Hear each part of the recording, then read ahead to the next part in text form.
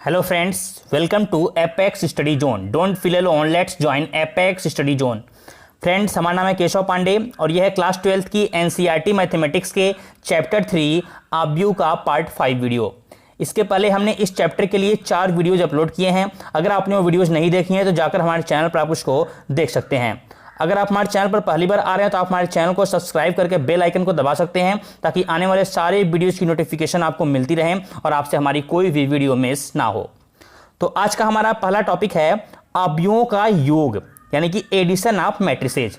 यानी कि हमको यहां पर दो अवयवों को जोड़ने के बारे में सीखना है। जैसे कि मान लीजिए एक अवयव है 2, 3, 5, 6, 7, 8, ओके। और दूसरा एक अवयव है 9, 1, 0, 2, -1 एंड 5। इन दोनों अवयवों को हमें जोड़ना है। दो अवयवों को हम लोग तभी जोड़ सकते हैं जब उन दोनों अवयवों की कोटि समान हो। जैसे कि आप यहां देख सकते हैं कि ये जो अवयव है इसमें 2 रो है और 3 कॉलम है, यानी कि ये 2 क्रॉस 3 की कोटि का है। और ऐसे ही ये वाला मैट्रिक्स भी 2 क्रॉस 3 की कोटि का है, इसमें भी 2 रो है और 3 कॉलम है, ओके। तो यहां पर दोनों ही अवयव की कोटि समान है, इसलिए इन दोनों अवयवों को हम लोग जोड़ सकते हैं। जोड़ना बहुत ही आसान है। इन दोनों अवयवों को जोड़ने से हमें एक नया अवयव मिलने वाला है जिसके अवयव हम लोग निकालने वाले हैं। तो बहुत ही आसान है इनको जोड़ना। 2 में हम लोग 9 को जोड़ देंगे तो आ जाएगा 2 और 9 मिलके 11, ओके। 3 में हम लोग 1 को जोड़ देंगे तो यहां पर मिल जाएगा हमें 4। यानी कि हमें दोनों अवयवों के संगत अवयवों को जोड़ने से इनका योग वाला अवयव मिल जाता है, ओके। ऐसे ही हम लोग 5 में 0 को ऐड करेंगे तो आएगा यहां पर 5। यहां पर 6 में हम लोग 2 को ऐड करेंगे तो यहां पर आ जाएगा 8। यहां पर हम लोग 7 में -1 को ऐड करेंगे तो ये हो जाएगा 6। 7 - 1 6, ओके। यहां पर हम लोग 8 में 5 को ऐड करेंगे तो यहां पर आ जाएगा 13। तो इन दोनों अवयवों को जोड़ने से हमें ये नया अवयव मिल चुका है। यहां पर आप देख सकते हैं कि इस अवयव की कोटि भी 2 क्रॉस 3 ही है। जैसे कि मान लीजिए एक अवयव है 5, 6, 7, 9 और दूसरा एक अवयव है 7, 8, 0, 5, 9, 3। इन दोनों अवयवों को हमें जोड़ने के लिए कहा जाए तो हम लोग क्या करेंगे? सबसे पहले हम इनकी कोटि देखेंगे। इसकी कोटि क्या है? इसकी कोटि है 2 क्रॉस 2, ओके। इसमें 2 रो हैं और 2 कॉलम हैं। इसकी कोटि है 2 क्रॉस 3 क्योंकि इसमें 2 रो हैं और 3 कॉलम हैं। तो आप देख सकते हैं कि यहां पर दोनों की कोटि अलग अलग है, इसलिए इन दोनों अवयवों को हम लोग नहीं जोड़ सकते। आप देख भी सकते हैं इसके पीछे का लॉजिक क्या है। अगर हम लोग दोनों अवयवों को जोड़ेंगे तो 5 में 7 को ऐड करना पड़ेगा, 6 में 8 को ऐड कर देंगे, लेकिन 0 के लिए यहां पर कुछ है ही नहीं। इसलिए हम लोग दो अवयवों को तभी ही जोड़ सकते हैं जब उनकी कोटि समान हो। नेक्स्ट टॉपिक है अवयवों का अंतर, यानी कि डिफरेंस ऑफ मैट्रिसेज। यानी कि एक अवयव में से दूसरे अवयव को हमें घटाना सीखना है। यह भी बहुत ही सिंपल है। मान लीजिए इस अवयव में से इस अवयव को हमें घटाना है, ओके। यहां पर हम लोग लिख लेते हैं। पहला अवयव है 2, 3, 5, 6, 7 एंड 8। इसमें से हमको दूसरे वाले अवयव को माइनस करना है, तो दूसरा अवयव लिख लेते हैं 9, 1, 0, 2, -1 एंड 5, ओके। तो यहां पर भी आपको वही सेम बात ध्यान में रखनी है कि दो अवयवों का अंतर तभी हम लोग कर सकते हैं जब वे समान कोटि के हों। तो इन दोनों अवयवों के अंतर से हमें एक नया अवयव यहां पर मिलने वाला है, ओके। देखिए, तो इसके एलिमेंट निकालते हैं हम लोग। यहां पर है 2 और इसका संगत अवयव यहां पर है 9, तो 2 में से 9 को माइनस करेंगे। यहां पर एक बार हम लिख लेते हैं 2 - 9 होगा यहां पर। फिर यहां पर 3 - 1, ओके। यहां पर आएगा 5 - 0, ओके। यहां से हो जाएगा 6 - 2, ओके। यहां से हो जाएगा 7 -1। ध्यान दीजिएगा, 7 में से हमको -1 को माइनस करना है, तो इसको जब हम माइनस करेंगे तो ये प्लस बन जाएगा, क्योंकि माइनस और माइनस के मल्टीप्लाई से यहां पर प्लस मिल जाएगा। तो यानी 7 - -1 हो जाएगा 7 + 1। यहां पर 8 - 5, ओके। तो सॉल्व करने से हमें मिल जाएगा 2 - 9 हो जाएगा -7, 3 - 1 हो जाएगा 2, 5 - 0 हो जाएगा 5, 6 - 2 हो जाएगा यहाँ पर 4, 7 + 1 हो जाएगा यहाँ पर 8 और 8 - 5 हो जाएगा 3, ओके। तो ये अवयव हमें मिल गया इन दोनों के अंतर से। अगला टॉपिक है अवयवों के योग के गुणधर्म, यानी कि properties of matrix addition. Matrix addition की कुछ प्रॉपर्टीज हमें पढ़नी है। इसमें पहला है क्रम विनिमय नियम। अवयवों के योग में क्रम विनिमय नियम का पालन होता है। क्रम विनिमय नियम आप जानते होंगे कि मान लीजिए कोई एक अवयव ए है, अगर ए में एक अवयव बी को जोड़ें या फिर बी में अवयव ए को जोड़ें, दोनों में कोई अंतर नहीं होता है। ओके, अवयव ए में आप बी को जोड़ लीजिए या फिर बी अवयव में ए अवयव को जोड़ लीजिए, कोई अंतर नहीं होता है, दोनों ही बराबर होते हैं। यानी कि अवयवों के योग में क्रम विनिमय नियम का पालन होता है। यहीं अगर अवयवों के अंतर में देखा जाए तो वहां पर क्रम विनिमय नियम का पालन नहीं होता है, क्योंकि अगर a माइनस बी करेंगे और b माइनस ए करेंगे तो वो बराबर नहीं आएगा। ओके, तो अवयवों के अंतर में क्रम विनिमय नियम का पालन नहीं होता है। ऐसे ही अवयवों के योग में साहचर्य नियम का भी पालन होता है। साहचर्य नियम आप जानते होंगे, जैसे कि यहां पर हम लिख रहे हैं a प्लस बी ब्रैकेट में प्लस सी, और यहां पर a प्लस बी प्लस सी को ब्रैकेट में लिख रहे हैं। इसका क्या मतलब है? इसका मतलब यह है कि अगर हम पहले a और b अवयव को जोड़ के उसमें c अवयव को जोड़ दें, या फिर पहले b और c अवयव को जोड़ के उसमें a अवयव को जोड़ दें, उसमें कोई भी डिफरेंस नहीं होता है, दोनों ही बराबर होते हैं। ओके, यानी कि अवयवों के योग में साहचर्य नियम का भी पालन होता है, लेकिन अवयवों के अंतर में साहचर्य नियम का पालन नहीं होता है। आप आसानी से इसको समझ भी सकते हैं। अगर हम a माइनस बी करके माइनस सी करें या फिर a माइनस बी माइनस सी करें, तो आप देख सकते हैं कि मैथमेटिक्स के नियम से भी ये दोनों बराबर नहीं है, क्योंकि अगर आप इसको सॉल्व करते हैं तो यहां से क्या मिलेगा, a और ब्रैकेट जैसे ही हटाएंगे ये माइनस बी प्लस सी बन जाएगा, a माइनस बी प्लस सी, जबकि यहां पर क्या है, ये है a माइनस बी माइनस सी। तो मैथमेटिक्स के नियम से भी ये बराबर नहीं है, यानी कि अवयवों के अंतर में साहचर्य नियम का पालन नहीं होता है। तीसरा गुण है योग के तत्समक का अस्तित्व। अब तत्समक का क्या मतलब होता है उसको समझिए। एक नंबर के जरिए हम इसको आपको समझाते हैं।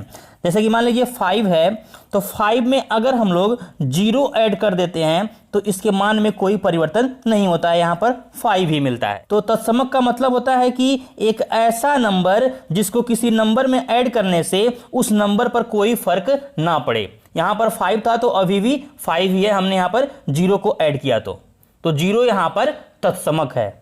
ओके, ऐसे ही अवयवों में जो शून्य अवयव होता है वो योग का तत्समक होता है। जैसे कि अगर हम लोग किसी अवयव a में शून्य अवयव को जोड़ दें तो उसमें कोई फर्क नहीं पड़ता है, वहां पर वही अवयव फिर से मिल जाता है। ओके, शून्य अवयव को हम लोग o से प्रदर्शित करते हैं। शून्य अवयव के बारे में हमने आपको बताया था कि शून्य अवयव वो होता है जिसके सभी अवयव 0 हों।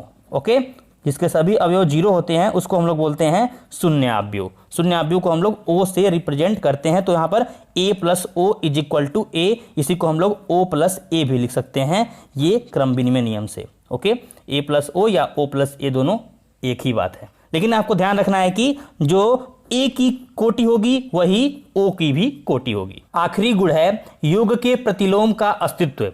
योगात्मक प्रतिलोम के बारे में आप पहले से जानते होंगे कि अगर कोई संख्या है 5 तो इसका योगात्मक प्रतिलोम होता है -5, यानी कि चिन्ह बदल जाता है। अगर कोई संख्या है -5 तो इसका योगात्मक प्रतिलोम होता है 5, यहां पर भी चिन्ह बदल जाता है। तो देखिए, ठीक इसी तरीके से अगर कोई अवयव a है तो इसका योगात्मक प्रतिलोम अवयव -a होगा। योगात्मक प्रतिलोम अवयव -a होगा। योगात्मक प्रतिलोम अवयव ओके बराबर -a। अब यहां पर माइनस चिन्ह का क्या मतलब है आगे हम इसी वीडियो में आपको बताने वाले हैं। इसको हम लोग योगात्मक प्रतिलोम अवयव भी बोलते हैं और इसी को हम लोग ऋण अवयव भी बोलते हैं। ओके, ये ऋण अवयव भी है। अगर कोई मैट्रिक्स A है तो इसका ऋण अवयव है -a। ओके, अगला टॉपिक है एक अवयव का एक अदिश से गुणन। यहां पर कोई एक अवयव दिया रहेगा, उसको किसी अदिश से गुणा करना होगा। ओके, तो देखिए यहां पर अदिश का मतलब है कि कोई संख्या। ओके, यहां पर अदिश का मतलब है कोई संख्या, यानी कि मान लीजिए कोई एक अवयव दिया हुआ है a 2 3 9 5। ओके, और इस अवयव में हमें 2 का गुणा करना है। क्या करना है? इस आव्यूह में 2 का गुणा करना है, यानी कि हमें 2a निकालना है। 2a का मतलब है कि आव्यूह a में 2 का गुणा करना है। तो किसी आव्यूह में किसी संख्या का गुणा करने से मतलब होता है कि उसके सभी अवयव में उस संख्या का गुणा हो जाता है। यहां पर हम एक बार फिर से लिख रहे हैं इसको, 2 यहां पर लिख रहे हैं 2 3 9 5, ओके, यानी 2 का इस आव्यूह में गुणा करना है। तो गुणा करने का सिंपल सीधा मतलब यही होता है कि सभी अवयव में 2 का यहां पर गुणा हो जाएगा। तो 2 दूना यहां पर हो जाएगा 4, यहां पर 2 का 3 में करेंगे तो यहां पर हो जाएगा 6, 2 का 9 में गुणा करेंगे तो यहां पर हो जाएगा 18, 2 का 5 में करेंगे तो यहां पर हो जाएगा 10। तो ये आव्यूह हो जाएगा आंसर। तो आपको याद रखना है कि किसी भी संख्या का गुणा करने से मतलब ये होता है कि उसके सभी अवयव में उस संख्या का गुणा करना होता है। अगला टॉपिक है आव्यूह के अदिश गुणन के गुणधर्म, यानी कि जो हमने अभी पढ़ा था अदिश गुणन, इसके कुछ गुण हैं वो हमें देखने हैं। 2 सिंपल गुण हैं, उसको आपको देख लेने हैं। इसमें पहली प्रॉपर्टी है k into a plus b is equal to k a plus के बी, जहां पर k एक अदिश है। इसका सिंपल सीधा मतलब है कि अगर एक आव्यूह a हो और दूसरा आव्यूह b हो तो दोनों आव्यूहों को जोड़ के उसमें k का मल्टीप्लाई करने से वही आव्यूह मिलेगा जो इस तरह से कैलकुलेट करने पर आव्यूह मिलने वाला है। इस तरह से कैलकुलेशन का मतलब यह है कि अलग अलग हम लोग पहले a आव्यूह में k का मल्टीप्लाई कर लें और फिर b आव्यूह में k का मल्टीप्लाई करके जोड़ दें, ओके। तो इस तरह से कैलकुलेट करने से वही आव्यूह मिलेगा जो इस तरह से कैलकुलेशन से मिलेगा। यहां पर दूसरी प्रॉपर्टी का रही है कि k plus l into a is equal to k a plus L A, जहां पर k और l दोनों अदिश हैं। तो इसका भी सिंपल सीधा मतलब यह है कि यहां पर 2 अदिश हैं, यानी दोनों अदिशों को जोड़ के अगर आव्यूह a में मल्टीप्लाई करें या फिर पहला अदिश जो k है उसका a में मल्टीप्लाई कर दें और दूसरे अदिश l का a में मल्टीप्लाई कर दें और उन दोनों को जोड़ दें तो दोनों तरफ से सेम आव्यूह हमें मिलने वाला है। जो भी कॉन्सेप्ट हमने आज सीखा है उस पर आधारित कुछ क्वेश्चन सॉल्व कर लेते हैं जिससे आज का कॉन्सेप्ट पूरी तरह से क्लियर हो जाए।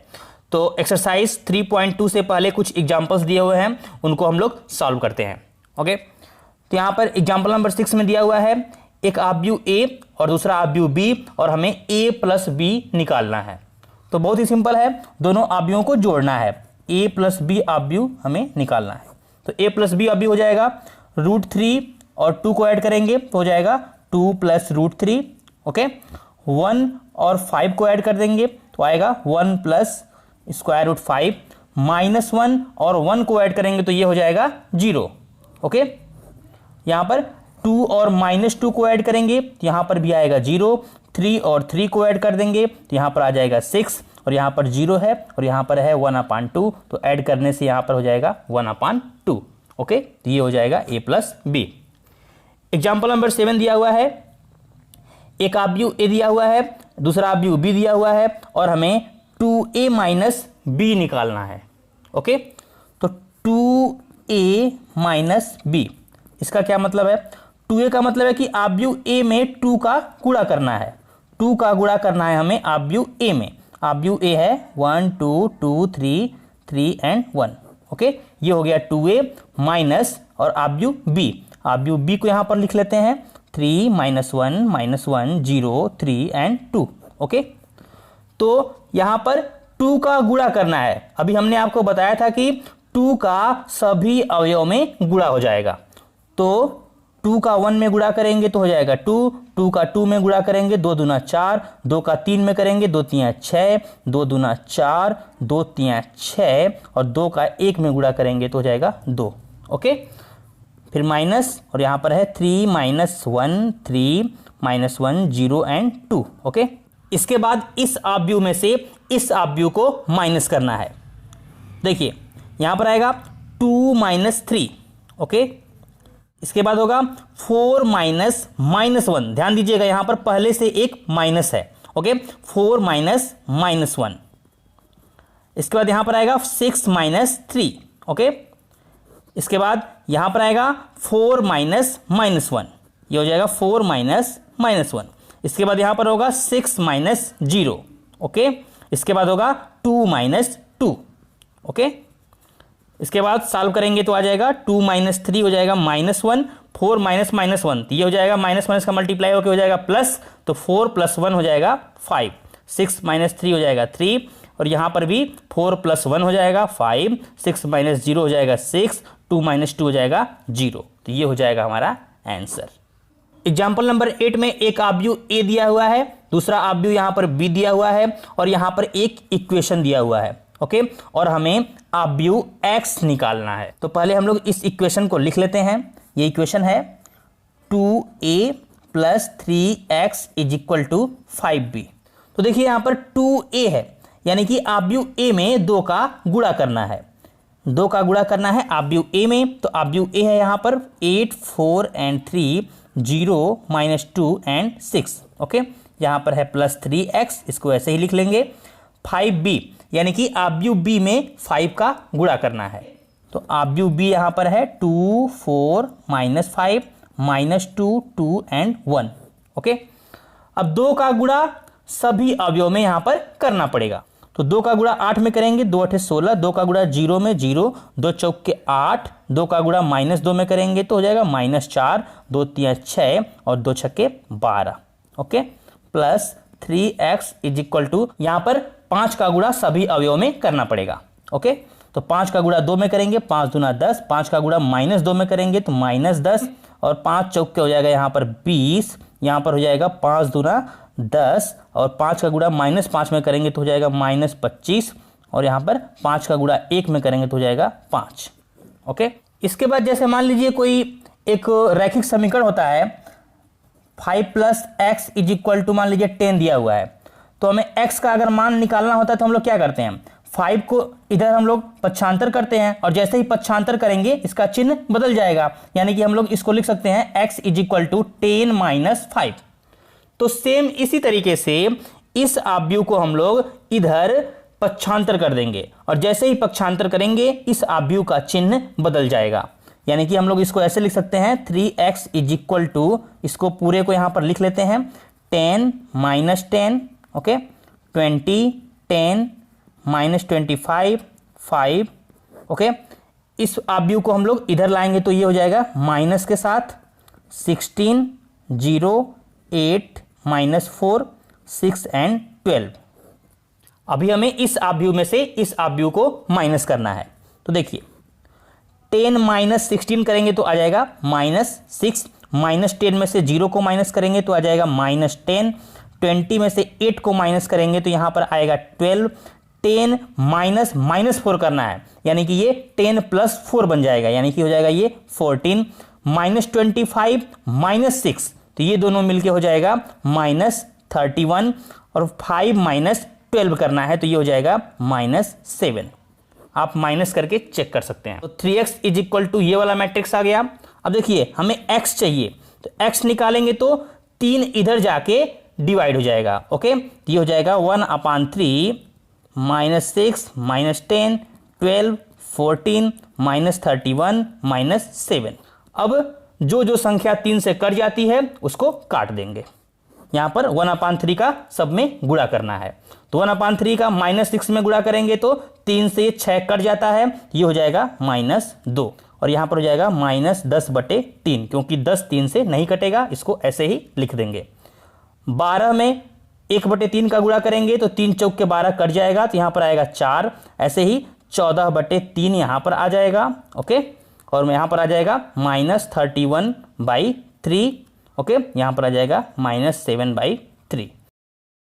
तो ये हो जाएगा आव्यूह x। एग्जाम्पल नंबर 9 में 2 समीकरण दिया हुआ है, और यहाँ से हमें आव्यूह x और आव्यूह y निकालना है। इसको हम लोग सेम उसी तरीके से सॉल्व करेंगे जैसे हम लोग रैखिक समीकरण युग्म को सॉल्व करते हैं। जैसे कि मान लीजिए कोई एक रैखिक समीकरण होता है x + y = 10, और दूसरा रैखिक समीकरण होता है x - y = 2। तो इन दोनों को अगर सॉल्व करना रहता तो हम लोग कैसे करते, इन दोनों को सॉल्व करने के लिए हम लोग को इन दोनों समीकरण को जोड़ना पड़ता है। जैसे ही जोड़ेंगे +y और -y कैंसिल हो जाता, और इधर से 2x मिलता, और इधर से ये जुड़ के हो जाता 12, और यहाँ से हम लोग x निकाल लेते। ओके, तो सेम इसी तरीके से इसको हम लोग सॉल्व करके आव्यूह x और आव्यूह y निकाल लेंगे। तो यहाँ पर देखिए, यहाँ पर है x + y और यहाँ पर है x - y। तो हम लोग दोनों समीकरण को जोड़ देते हैं। समीकरण 1 और ये समीकरण 2 हो गया। तो 1 + 2 कर देते हैं। 1 + 2 करेंगे तो ये +y और यह है -y, दोनों जुड़ के कैंसिल हो जाएगा और x जुड़ के हो जाएगा 2x। ओके, तो ये दोनों भी जुड़ जाएगा। तो यहाँ पर आएगा 5209 और ये हो जाएगा +360 एंड -1। ओके, तो 2x = हो जाएगा, यहाँ पर जोड़ने से आएगा 5 3 8, 2 में 6 जोड़ेंगे तो यहाँ पर भी हो जाएगा 8, 0 में 0 ऐड करने से 0, 9 में -1 ऐड करने से यहाँ पर हो जाएगा 8। ओके, तो यहाँ से हम लोग x निकालेंगे तो हो जाएगा 1/2, क्योंकि यहाँ पर 2x है, इधर आएगा तो 2 से डिवाइड हो जाएगा। यहाँ पर है 8 8 0 एंड 8। ओके, यहाँ पर 1/2 का सभी एलिमेंट में गुणा हो जाएगा, तो 2 से यहाँ पर 8 कट जाएगा तो यहाँ पर आएगा 4, यहाँ पर भी हो जाएगा 4, यहाँ पर हो जाएगा 0, यहाँ पर हो जाएगा 4। ओके, तो आव्यूह x हमें मालूम चल चुका है। इसके बाद हम लोग किसी भी समीकरण में आव्यूह x को रख के आव्यूह y निकाल सकते हैं। तो मान लीजिए हम समीकरण 1 से निकालने वाले हैं, तो हम लोग समीकरण 1 में आव्यूह x को रख के आव्यूह y निकालते हैं। ओके, तो x की जगह लिखेंगे 4 4 0 एंड 4, इसके बाद है प्लस y हमें निकालना है और इस साइड में है 5 2 0 एंड 9। ओके, तो y हो जाएगा 5 2 0 9 और ये जब इस साइड जाएगा तो हो जाएगा -4 4 0 एंड 4। ओके, अब इस आव्यूह में से इस आव्यूह को माइनस करना है, तो 5 में से 4 जाएगा तो बचेगा 1, 2 में से 4 को माइनस करेंगे तो हो जाएगा -2, 0 में से 0 को माइनस करेंगे तो हो जाएगा 0, 9 में से 4 को माइनस करेंगे तो हो जाएगा 5। ओके, तो ये हो जाएगा आव्यूह y। ओके, तो इस तरीके से ये क्वेश्चन सॉल्व हो जाएगा। तो उम्मीद करते हैं कि आज की वीडियो से आपको काफ़ी कुछ सीखने को मिला होगा। तो मिलते हैं अगले वीडियो में। धन्यवाद।